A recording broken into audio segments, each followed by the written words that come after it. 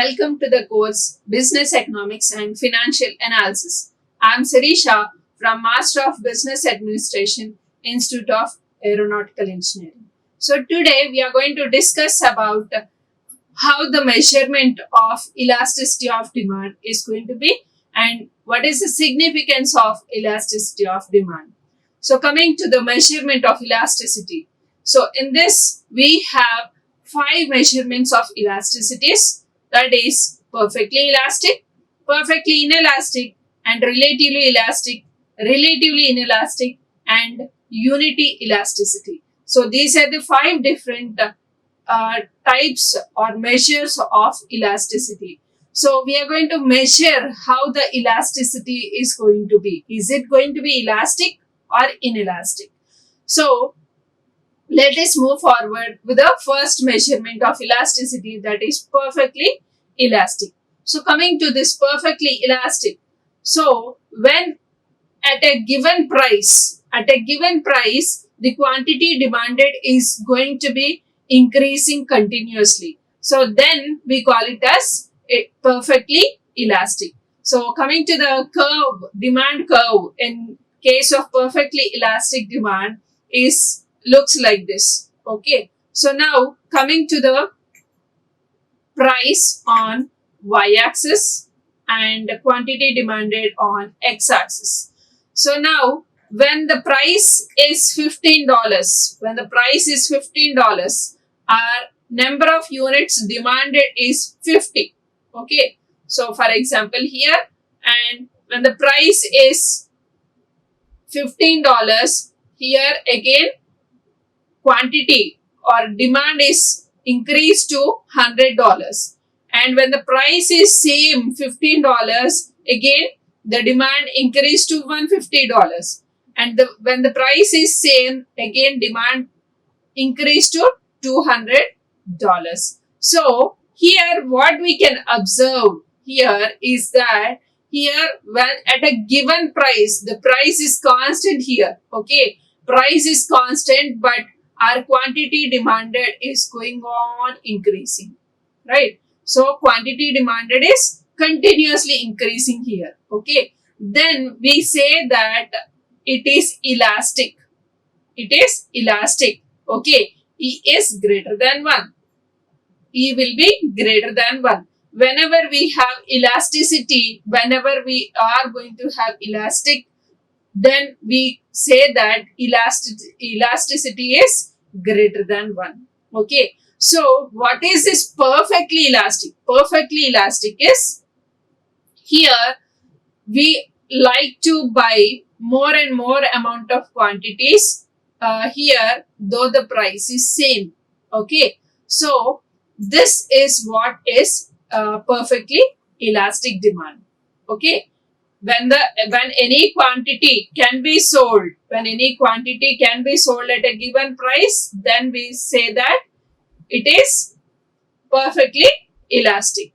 Or here if there is a small little increase in price, then what happens to the demand curve, or what happens to the demand? So even a small increase in price is creating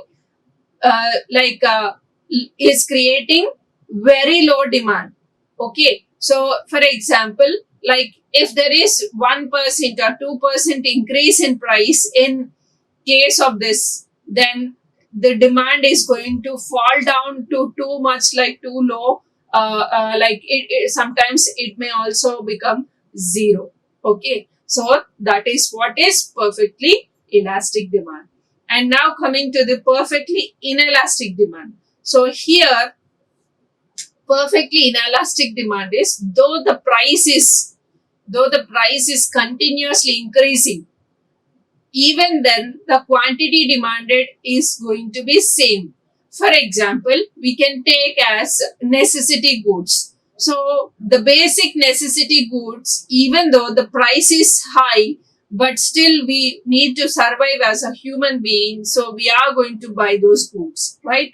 So we cannot postpone our wish, or we cannot satisfy those necessity wishes or wants, right? So that's the reason, though here the price is constantly, or the price is continuously increasing, but still the quantity demanded is same here. It remains constant. So this we generally see in necessity goods, right? So coming to the meaning of this perfectly inelastic demand. So the demand is said to be perfectly inelastic when there is no change in quantity demanded. When there is no change in quantity demanded, even though there is a big change in the price,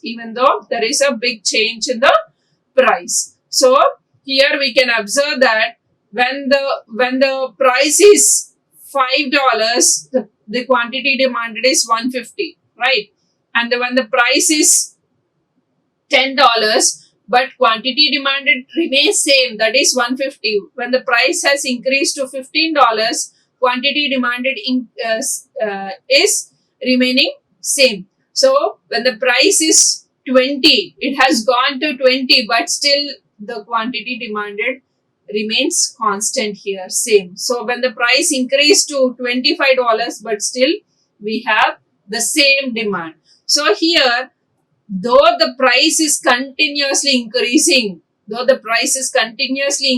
or we can take decreasing, so but still our quantity demanded is going to be constant here. Quantity demanded is only 150 units we are going to have. So this we generally see in case of necessity goods. So because of increase in rate of price or wheat, we are not stopping to eat them, right? So here we can take example of necessity goods in case of perfectly inelastic. This is perfectly inelastic where our elasticity is less than 1 here.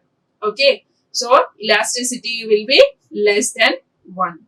So now coming to the next one, that is relatively elastic demand. So coming to relatively elastic demand, so here we have price and quantity. So quantity demanded on x-axis and price on y-axis. So when there is small change in the price is creating more or increased change in quantity demanded. That is what is relatively elastic. So when we call it as relatively elastic, when the change in demand is more than change in price. When the change in demand is more than change in price, then we call it as relatively elastic. Right? So now let's see the graph. So relatively elastic demand means here on x-axis we took already quantity demanded, on y-axis we took price, right? So when the price is P at this particular point and our quantity demanded is Q1, okay? So for example, let us take it in numerical values so that you understand in a better way. So here, when the price is 100 rupees, the quantity demanded were 50 units.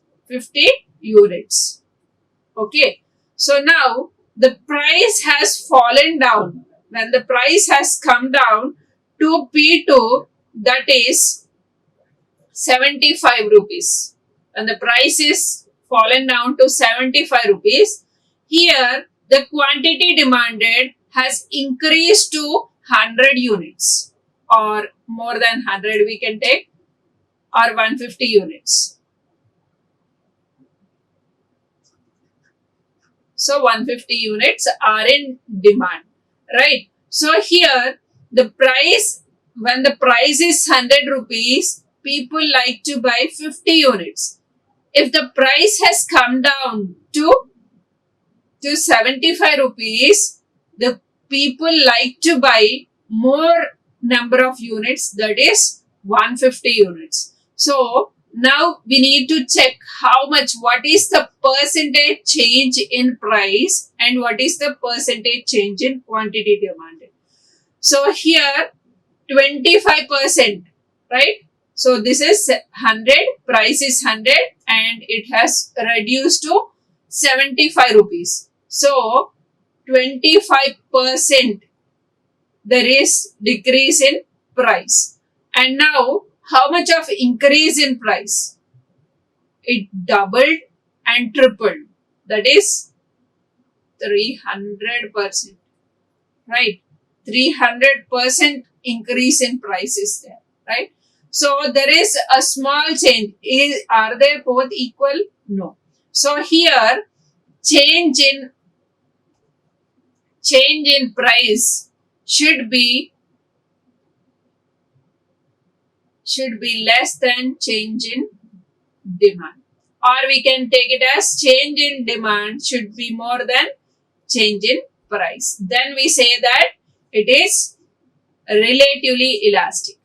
It is relatively elastic.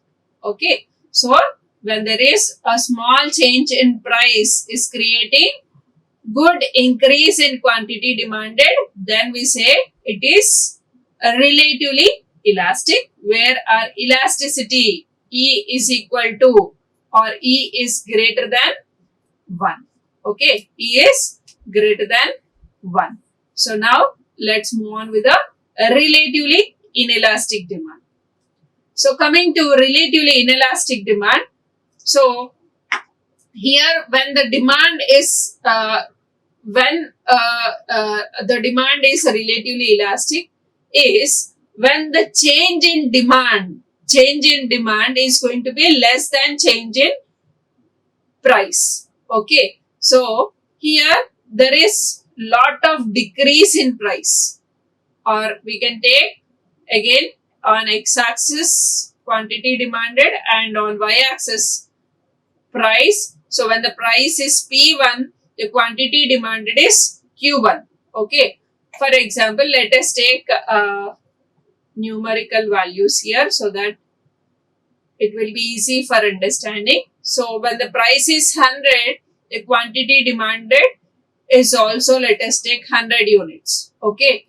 And now the price has come down to 50 rupees. So when the price has come to 50 units, the quantity demanded has increased to 120 units. Okay.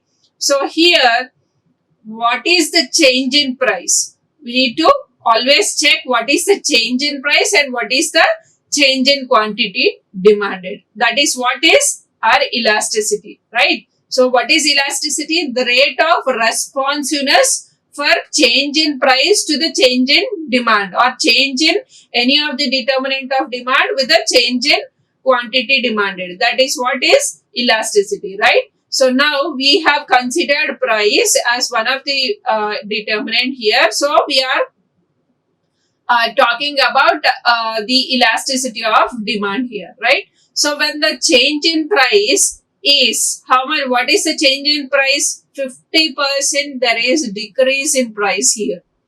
But how much increase in quantity demanded has happened? Only 20%. Only 20% there is increase in quantity demanded. So now let us put it like this. So what is change in price and change in quantity demanded? Is it change in price equal to quantity demanded? No. Change in price is more than change in quantity demanded, right?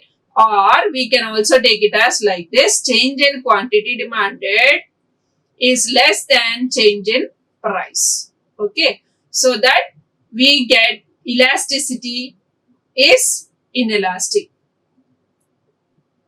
That is, we call it as relatively inelastic. Relatively inelastic. Okay. So here our elasticity is less than 1. Okay. That is relatively inelastic. So when the quantity demanded is, change in quantity demanded is less than change in price, then we say it is relatively inelastic demand where our elasticity is less than 1. Now let's move on with the unity elasticity. So when there is change in quantity equal to change in price, then we say it is unity elasticity. Okay. So when the price is P, so that is 100 rupees and the price has come down to 80 rupees. Okay. And when the price is 100, the quantity demanded is 100 units and the price has come down to 80, so the quantity demanded increased to 120 units. Okay. So here, what is the change in price? How much change in price has happened here? 20%. 20% of change in price. And what is the change in quantity demanded? Here, change in quantity demanded was also increased with 20%. So here change in quantity demanded is equal to change in price, or change in price is equal to change in quantity demanded, right? So when the change in price equal to change in quantity demanded, then we say it is unity elasticity. We say it as unity elasticity. So these are the 5 different measurements of elasticities.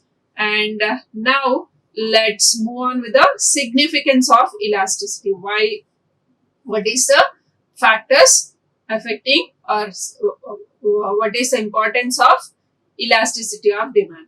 So coming to the first significance of elasticity of demand, so price of factors of production. So what are the factors of production? First of all, we need to know what are the factors of production. So factors of production are land, labor, capital, organization and technology. So what is the price which we are paying for land, labor, capital, organization and technology? So for land, one must pay rent, right?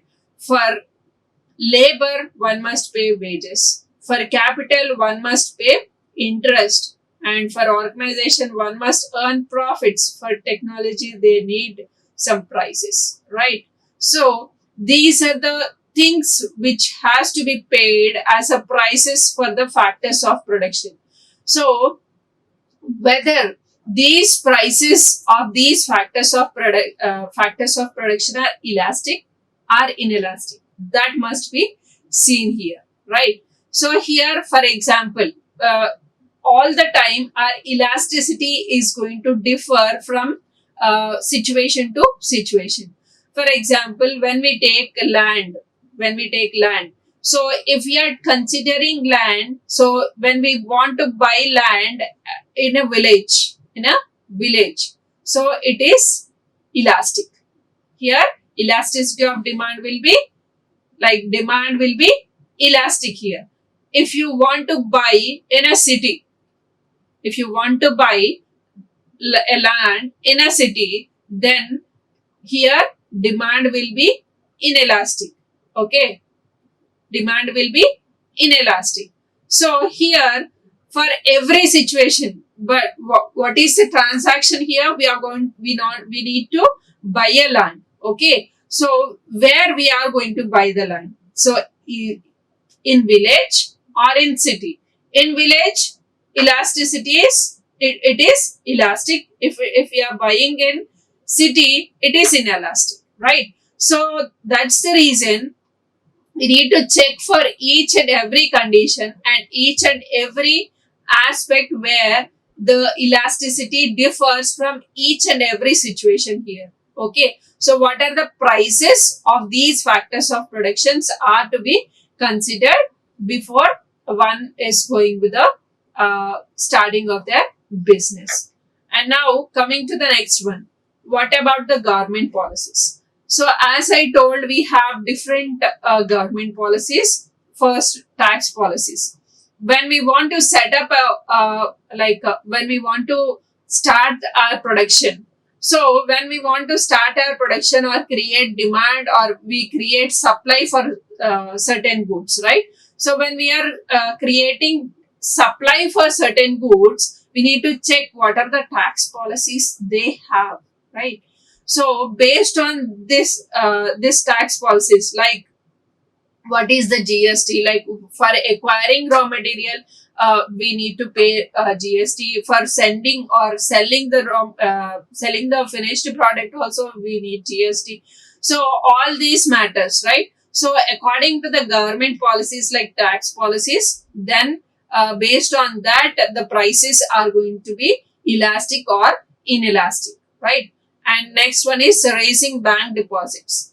So here, when we want to start a business, we need capital. So from where we get capital? Are we going to get capital just like that? No, we are not getting capital just like that. By the way, capital means it is an investment. It is an investment made by owner or any shareholders. Okay, so capital, coming to this capital, how an owner is going to get the investment from bank loans, right? Or government, as per the government policies, we are going to raise the bank deposit and start doing the business, right? So here also, what is the interest rate and all, it may be sometimes elastic or sometimes inelastic. And coming to public utilities can be like what is the tax rate, what is the income, and how what is the transportation, what is the infrastructure. So based on all these facilities also, our elasticity is going to be either elastic or inelastic.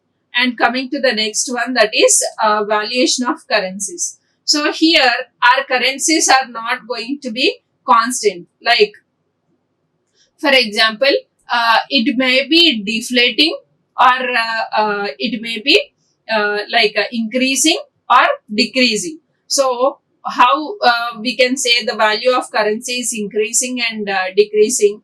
So we need to revalue the currencies or devalue the currency. So why we need to revalue and why we need to devalue? So here, based on the dollar rupee rate, we are going to assess that. So whether the price or whether the currency is inflating or deflating. Okay. So next one is price fixation. So we also need to check what is the price in the market which is prevailing for the similar kind of product. So based on that also, our demand is going to be elastic or inelastic. And coming to the next one, forecasting demand. So this is really very important, because so unless we forecast the demand, we cannot just do the production process and supply the goods or services, right? So here, forecasting demand means we are predicting what is the demand in future, and based on that, our elasticity depends, right? And next, coming to the planning level of output and price. So we need to plan what is the level of output and what is the price for each level of output. So are they going to be same? So because definitely when there is fluctuation in price, it is going to affect the demand. So when it is affecting demand, we correlate or we study change in price with the change in demand, right? So that makes the elasticity, right? So this is the significance of elasticity.